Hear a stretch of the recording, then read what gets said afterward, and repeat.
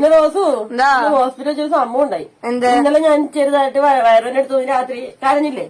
അപ്പൊ ഇന്ന് രാവിലെ എന്നെ സമ്മതി കൊറോണ കേക്കട്ടെ പറയട്ടെ പിള്ളേര് അല്ല സോറി എന്താ പറയട്ടെ തെറ്റിക്കല്ലേ പോ. ഹോസ്പിറ്റലിൽ പോകണമെന്ന് പറഞ്ഞ് വാശി പിടിച്ചു.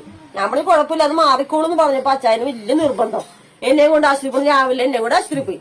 അവിടെ ചെന്നപ്പോ ഡോക്ടർ പറഞ്ഞു കുഴപ്പമൊന്നുമില്ല, അത് ചെറിയൊരു പെയിനാണ്, വലിയ പേടിക്കാന്നുള്ളതാണ്. ഞാൻ പറഞ്ഞൊന്നും വിശ്വസിക്കാതെ കൊച്ചിനെയും കൊണ്ട് വീണ്ടും കയറി ഡോക്ടറിന്റെ അടുത്ത് കറക്റ്റ് ആയിട്ട് ചോദിച്ചു മനസ്സിലാക്കി. ആ മുഖം ഒന്ന് കാണേണ്ട കാഴ്ചയായിരുന്നു. കരയുവാണോ, കണ്ണൊക്കെ നിറഞ്ഞു, കണ്ണൊക്കെ ചുമന്ന് ഉപ്പന്റെ പോലെ കണ്ണായിട്ട് ഞാൻ വിചാരിച്ച ഹോസ്പിറ്റലിൽ ഇപ്പൊ കരയൊന്നു. എനിക്ക് ചിരിയും വരുന്നുണ്ട്. മരിക്കാൻ ഇത്ര പേടിയുള്ള ഒരാള് വേറെ എവിടെയും കണ്ടുണ്ടോ? എനിക്ക് വിടുന്നത് മരിക്കണം, എനിക്ക് പേടിയില്ല. ഇത്ര പേടിക്കൊണ്ടാണോ? ചെറിയ വയറിന് വന്നോ പിന്നേക്കാൾ വലിയ അസുഖം. എത്രത്തെ ആൾക്കാരുടെ എത്ര അസുഖങ്ങളായിട്ട് ആശുപത്രി കിടക്കുന്നത്. അതെ, എനിക്ക് എന്ത് വന്നാലും എനിക്ക് കുഴപ്പമില്ല, അതെനിക്ക് സഹിക്കാമെന്നുള്ളൊരു കേസുള്ളൂ. പക്ഷെ എങ്കിൽ ഇത്ര സ്നേഹത്തോടെ കഴിയും നമ്മള് നിങ്ങളുടെ ആർക്കെങ്കിലൊക്കെ എന്തെങ്കിലും വന്നു കഴിഞ്ഞാൽ അല്ല പിന്നെ ഞാൻ ആദ്യം മരിക്കണം. എനിക്ക് മറ്റുള്ളവരുടെ വേദന കാണാൻ പറ്റൂലേ? അടുത്തത് അപ്പന്റെ വാക്കിടുന്നത് പണിയൊന്നുമില്ല. നിങ്ങളും അങ്ങനെ റോസു എന്തായാലും കുഴപ്പമില്ല.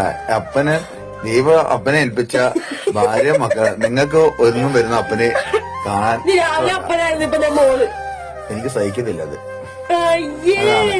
കാരണം എനിക്ക് അത്രയ്ക്ക് ഇഷ്ടമാണ് നിങ്ങളെ. അവനൊരു കൂസിലല്ല, അവന്റെ മോന്താണ് ചോദ്യം. അവനൊരു കൂസിൽ അവൻ കളിച്ചോണ്ടിരിക്കുന്നുണ്ടോ? അത് എനിക്ക് ഈ ഭൂമിയിൽ ഈ സത്യം പറഞ്ഞാൽ വേറെ ആരുമില്ല. അപ്പനെ ദൈവം ഏൽപ്പിച്ചിരിക്കുന്ന ആൾക്കാരാണ് ഒന്ന് സോഫിയമ്മ, റോസുമോള്, കുഞ്ഞുകുട്ടൻ, അന്നക്കുട്ടി. അപ്പൊ നിങ്ങൾക്ക് ആർക്കെങ്കിലും എന്തെങ്കിലും വന്ന അപ്പന് സഹിക്കുമോ? അതുകൊണ്ടല്ലേ മക്കളെ നമ്മൾ ഇങ്ങനെ കറങ്ങാനൊക്കെ നമ്മൾ പോകുന്നേ. ജീവിച്ചിരിക്കുന്നിടത്തോളം നമ്മൾ അടിച്ചു കൊടുക്കുക. നിങ്ങളൊന്നും ഇല്ലാത്ത ജീവിതം അപ്പനില്ല. അതുകൊണ്ടല്ലേ അപ്പൻ ആരുടെയും കൂടെ ഒന്നും പോകത്തുമില്ല. ഒന്ന് അടിച്ചു പൊളിക്കാനോ എന്തിനും ഞാൻ പോയതായിട്ട് നിങ്ങൾക്ക് തോന്നുന്നു. മനസ്സിലായോ? ആ സ്നേഹമുള്ളതുകൊണ്ടല്ലേ അല്ല മക്കളെ. നിങ്ങളാണ് അപ്പന്റെ സ്വത്ത്. അപ്പന്റെ എന്റെ ഏറ്റവും വലിയ സ്വത്ത് എന്ന് പറഞ്ഞാൽ സോഫിയയും റോസുമോളും ഇമ്മാനുവലും അന്നക്കുട്ടിയുമാണ്. ഈ പറഞ്ഞ വ്യക്തിയാണോ കഴിഞ്ഞ ദിവസം ദേഷ്യം വന്നപ്പോ പോയി ചാവന്നോ എന്നാണ് ഇറങ്ങി പോന്നൊക്കെ പറഞ്ഞത്? എടോ, അത് ദേഷ്യം വരുമ്പോ നമ്മൾ പലതും പറയും. അത് ഓരോ മനുഷ്യന്റെ ഒരു പ്രത്യേകതയാണ്. ദേഷ്യം വരുമ്പോ പലതും വിളിച്ചു പറയും. അതുപോലെയാണോ? അല്ലേ? ആ ദേഷ്യം എന്ന് പറഞ്ഞാൽ കുറച്ചു നേരം ഉണ്ടാകത്തുള്ളൂ. പക്ഷെ ആ ദേഷ്യം നിങ്ങൾക്ക് ഒരു കാര്യം മനസ്സിലാകാനില്ല. ഈ ഏറ്റവും കൂടുതൽ സ്നേഹം ഉള്ളിടത്താണ് ഈ ദേഷ്യം ഉണ്ടാകുന്നത്. മനസ്സിലാവും? സ്നേഹമുള്ളവരെ മാത്രമേ നമ്മൾ ശ്വാസിക്കത്തുള്ളൂ. സ്നേഹമില്ലാത്തവർ നമ്മൾ ദേഷ്യപ്പെടുമോ? എന്താ റോസു? ആരോട് ഇങ്ങനെ നമ്മൾ ഇഷ്ടമുണ്ടെങ്കിൽ മാത്രമല്ലേ നമ്മൾ അവരോട് ദേഷ്യപ്പെടുകയും ഓരോന്ന് സംസാരിക്കത്തുള്ളൂ. നമ്മള് സ്നേഹമില്ലാത്തവരോട് കയറി ദേഷ്യപ്പെടുവോ?